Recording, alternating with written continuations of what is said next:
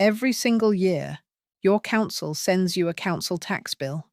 It lands on the mat like clockwork, and right at the bottom is the amount you owe, in black and white, looking for all the world like a fixed, non-negotiable fact of life. For a huge number of pensioners in this country, that number could legally be cut. In some cases, cut in half, and in some cases, cut all the way down to zero. But here is the part that should make your blood boil just a little. Your council already knows this. They run the scheme. They have the forms, and they will quite happily keep sending you the full bill year after year, and never once mention that you could be paying a fraction of it, or nothing at all. This is not a loophole. It is not a trick. It is an official government scheme called council tax reduction. It exists specifically to help people on a lower income or in certain circumstances. The money is there. The rules are published. The only thing standing between most people and a smaller bill is that nobody ever told them to ask. And before I go one sentence further, I need to clear up the single biggest misunderstanding about this, because it is the exact reason most people who could pay less never apply. People assume two things. First, that pensioners do not pay council tax anyway, which is simply not true. The bill keeps coming after you retire. And second, that council tax reduction is only for people with nothing, people on the breadline. So they look at their own situation, a modest pension, maybe a bit put by, and they think, that is not for me. I will just pay the bill like I always have. That assumption is quietly costing people hundreds, sometimes thousands of pounds a year. Because the truth is far more generous than people imagine, and there is more than one route to a lower bill. Some of these have nothing to do with how poor you are at all. Quick note before we go further.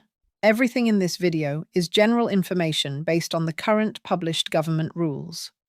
Your situation may be different, and crucially, the exact scheme is set by your own local council. So always check with them or with gov.uk or Age UK before acting on anything. Nobody here is giving you personal financial advice. We are simply telling you what exists and who it is for.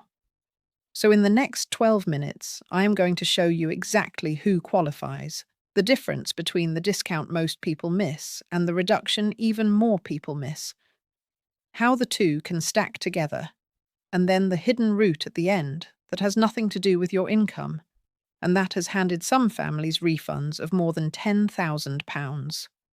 Let me start with the most common and most commonly missed discount of all. If you live alone, you are entitled to the single-person discount. That is 25% off your council tax bill, simply for being the only adult in the home. A quarter of the bill, gone. Now, a lot of people do have this one, but you would be amazed how many do not, especially people who have recently been widowed, or whose partner has gone into a care home, or whose grown-up children have finally moved out.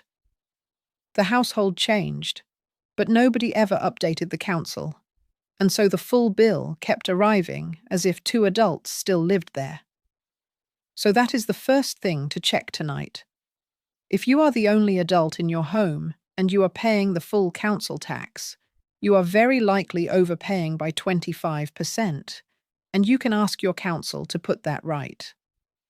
But here is where it gets interesting, because the single-person discount is the one most people have heard of. The next one is the one most people have never heard of at all, and it is worth far more. That is council tax reduction itself.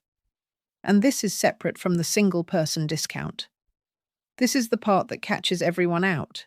You can be entitled to both at the same time. Many people claim the 25% and stop there, never realizing that on top of that, the actual reduction scheme could take a much bigger bite out of what is left. Council tax reduction is based on your income and your circumstances. And here is the most important thing to understand about it. For people over state pension age, the rules are not a free-for-all that changes wildly from one council to the next. There is a national pensioner scheme. So unlike younger people, where every council does its own thing.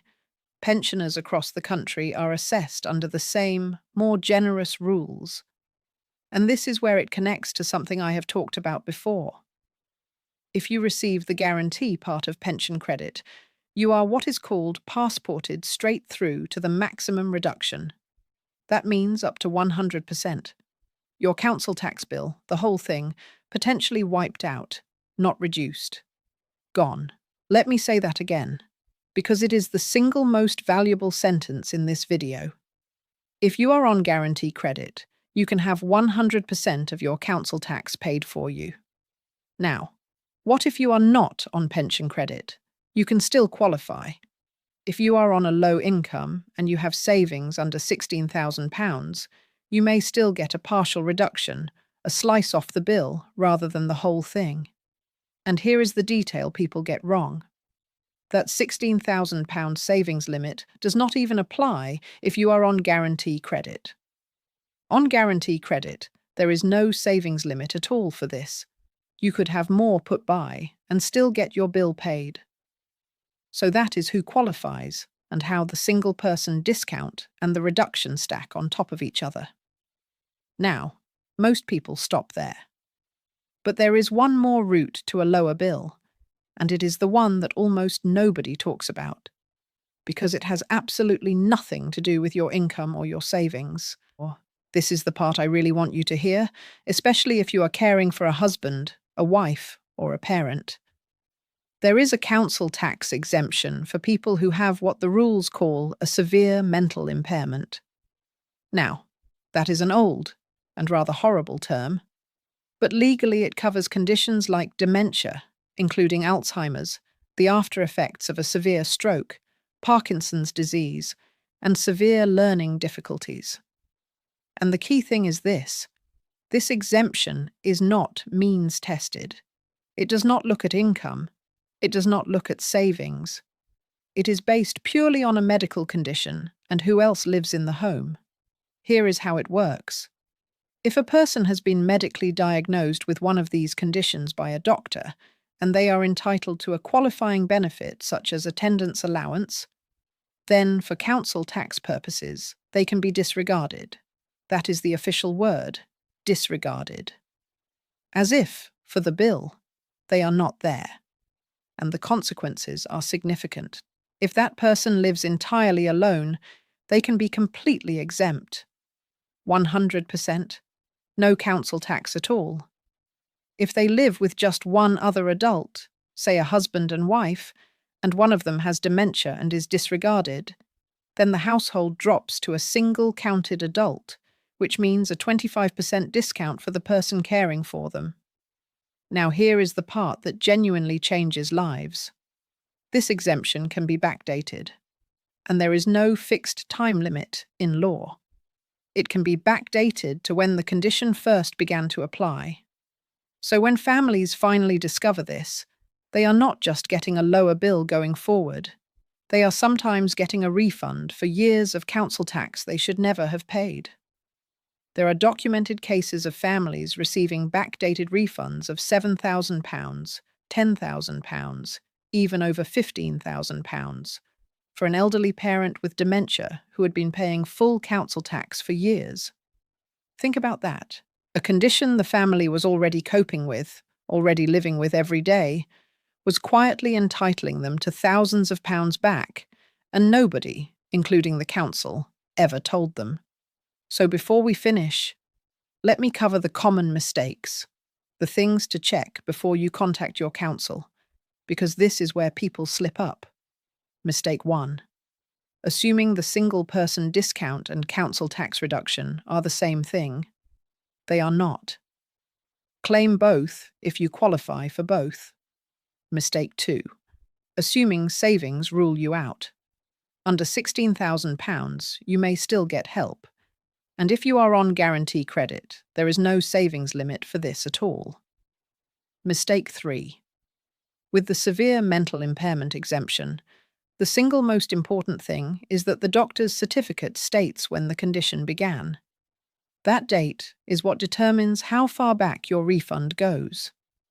Get that date right, and it can be worth thousands. And mistake 4, the biggest one of all. Waiting. For pensioners, council tax reduction can be backdated up to 3 months without you even needing to give a reason. So if you qualify today, you may already be owed money. There is no prize for paying more than you have to. So before you go, here are the 3 things to remember. The single-person discount and council tax reduction are 2 different things, and you can have both. If you are on guarantee credit, your council tax can be cut to 0 with no savings limit. And if you, or someone you care for, has dementia or a similar condition, there is an exemption that ignores income entirely and can be backdated for years. To sort any of this out, contact your local council directly, search council tax reduction on gov.uk to find them, and if it feels daunting, Age UK and Citizens Advice will help you through every bit of it, for free. Now here is what I want you to do. If you know somebody, a parent, a neighbour, a brother or sister, who lives alone, or who is caring for a partner with dementia, send them this video. Because the odds are very good that they are paying a full council tax bill they do not have to, exactly like so many people are. They have looked at that bill and assumed the number was fixed. It very often is not. You could be the reason they get hundreds or even thousands of pounds back. I will be covering 5 things the DWP gives pensioners that almost nobody hears about next. Subscribe so you do not miss it. I post new videos every week. I will see you in the next one.